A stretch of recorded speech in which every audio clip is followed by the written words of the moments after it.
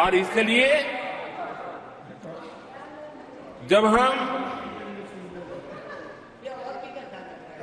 दुनिया की तीसरे नंबर की इकोनॉमी बनेंगे तब भारत के हर स्तर पर सकारात्मक प्रभाव तो होगा, लेकिन वैश्विक परिवेश में अभूतपूर्व प्रभाव पैदा होने वाला है।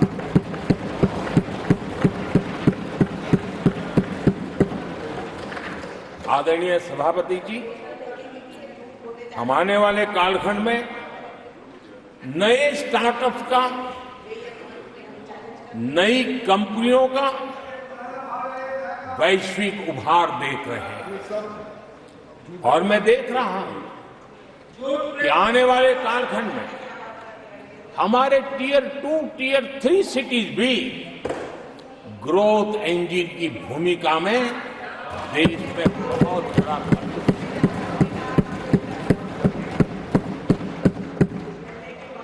आदरणीय सभापति जी, ये शताब्दी टेक्नोलॉजी ड्रिवन शताब्दी और इसलिए हम कई नए सेक्टर्स में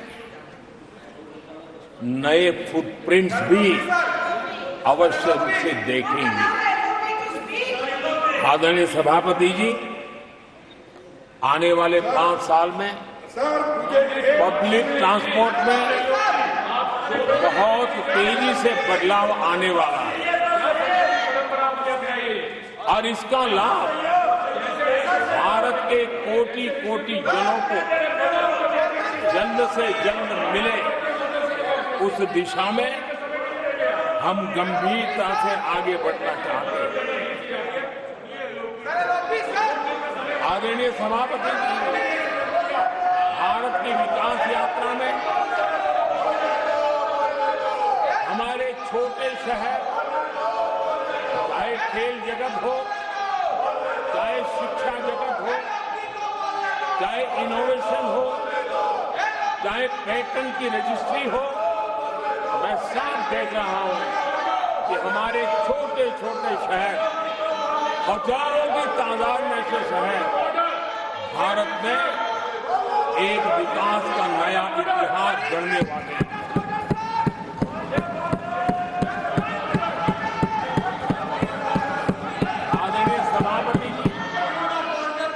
मैंने पहले भी कहा है कि भारत के विकास यात्रा में 4 प्रमुख स्तंभ हैं। उसका सशक्तिकरण, उनको अवसर, ये बहुत बड़ी ताकत देने वाले हैं।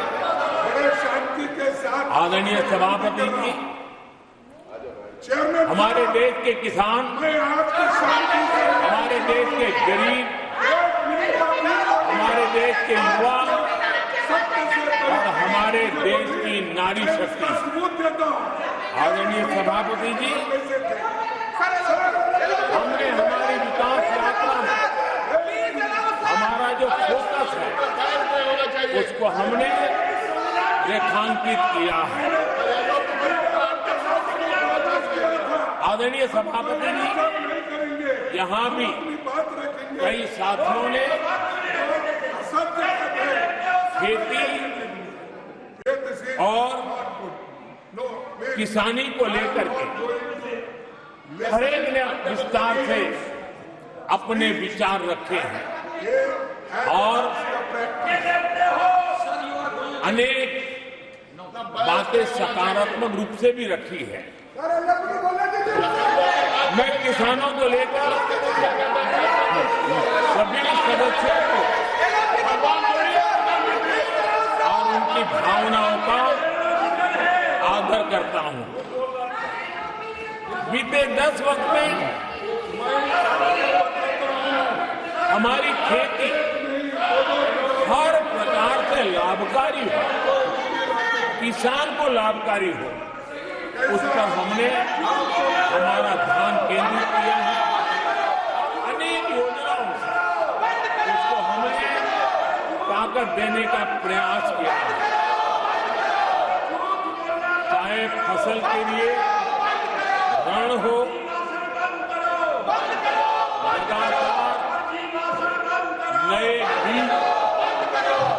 किसानों को उपलब्ध हो, खाद की कीमत उचित हो और फसल बीमा का लाभ पहले की सारी मुसीबतें दूर कर देते, किसानों को सरलता से पॉलिसी, चाहे एमएसपी पर खरीद की बात हो, हमने पुराने सारे रिकॉर्ड तोड़ करके किसानों को लाभ दिया। एक प्रकार से बीज से बाजार तक हमने किसानों के लिए हर व्यवस्था को बहुत माइक्रो प्लानिंग के साथ मजबूती देने का भरपूर भरसक प्रयास किया है और व्यवस्था को हमने चाक चौबंद किया है। आदरणीय सभापति जी, पहले हमारे देश में छोटे किसानों को किसान क्रेडिट कार्ड लोन पाना करीब करीब न के बराबर था, बहुत मुश्किल था। जबकि उनकी संख्या सबसे अधिक आज हमारी नीतियों के कारण, किसान क्रेडिट कार्ड के विस्तार के कारण, आदरणीय सभापति, हमने किसानी को एक व्यापक स्वरूप में देखा है और उस व्यापक स्वरूप में हमने किसान क्रेडिट कार्ड पशुपालकों और मछुआरों को किसान क्रेडिट कार्ड का हमने लाभ मुहैया कराया है। और इसके हमारे किसानों का खेती के काम को, उसके विस्तार को भी मजबूती दी है। उस दिशा में भी हमने काम किया। आदरणीय सभापति,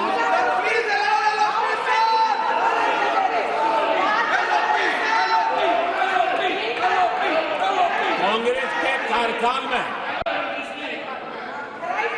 10 साल में एक बार किसानों की कर्ज माफी की बहुत डोल पीटे गए और एक बढ़ चढ़ करके बातें बता करके किसानों को गुमराह करने का भरसक प्रयास किया गया था।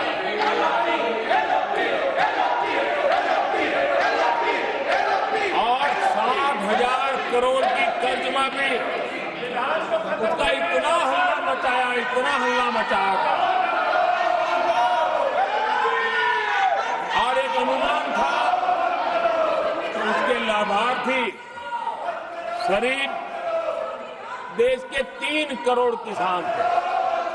सामान्य गरीब छोटे किसान का तो उसमें नामो निशान नहीं था। जिसको सबसे जरूरत थी, इसकी उनकी योजना में कोई परवाह नहीं थी और उन तक कोई लाभ पहुंच भी नहीं पाया था।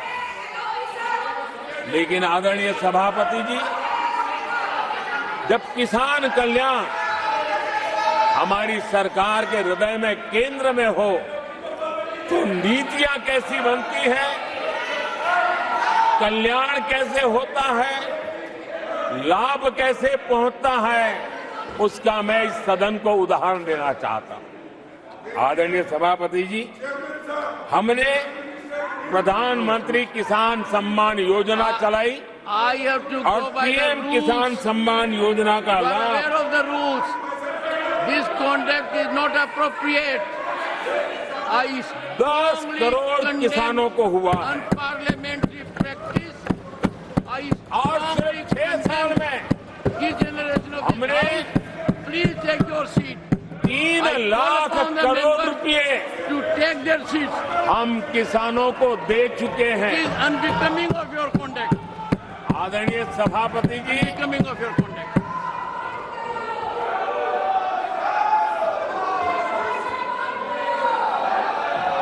आदरणीय सभापति जी, देश देख रहा है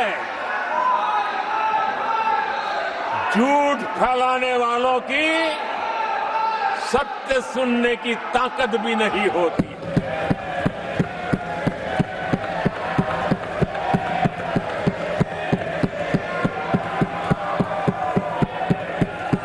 जिनका सत्य से मुकाबला करना, इसके लिए जिनके हौसले नहीं है, वो बैठ करके इतनी चर्चा के बाद उन्होंने उठाए हुए सवालों के जवाब भी सुनने की हिम्मत नहीं है। इन्होंने ये अपर हाउस को अपमानित कर रहे हैं। इस अपर हाउस की महान परंपरा को अपमानित कर रहे हैं। आदरणीय सभापति जी, देश की जनता ने हर प्रकार से उनको इतना पराजित कर दिया है कि अब उनके पास गली मोहल्ले में चीखने के सिवाय कुछ बचा नहीं। नारेबाजी, हो हल्ला और मैदान छोड़ के भाग जाना, यही उनके नसीब में लिखा हुआ है। माननीय सदस्यगण, अत्यंत दर्दनाक, पीड़ादायक, अमर्यादित आचरण से देखकर मैं हूं। शासन तीसरे निरंतर लगातार काल में है, 6 दशक के बाद। मैंने चर्चा की और मैंने अनुरोध किया कि प्रतिपक्ष के नेता को बिना बेरोक टोक बोलने का सुअवसर दिया। आज वो सदन छोड़कर नहीं गए हैं, मर्यादा छोड़कर गए हैं। आज उन्होंने मुझे पीठ नहीं दिखाई है, भारत के संविधान को पीठ दिखाई है। आज उन्होंने मेरा अनादर और आपका अनादर नहीं किया है, उस शपथ का अनादर किया है जो संविधान के तहत ली है। भारत के संविधान की इससे बड़ी अपमानित बात नहीं हो सकती। ऐसा कैसे हो सकता है? House of elders, the upper house, हमें देश का मार्गदर्शन करना है। मैं उनके आचरण की भर्त्सना करता हूं। देश के 140 करोड़ लोग इसे हाथ होंगे। सदन का मतलब है सत्ता पक्ष की बात सुनो जब आपने अपनी पूरी बात कह दी। माननीय सदस्यगण, आप सब जानते हैं कल देर रात तक चर्चा रखी गई, हर सदस्य को मौका दिया गया। It is an occasion where they have challenged Indian Constitution. They have outraged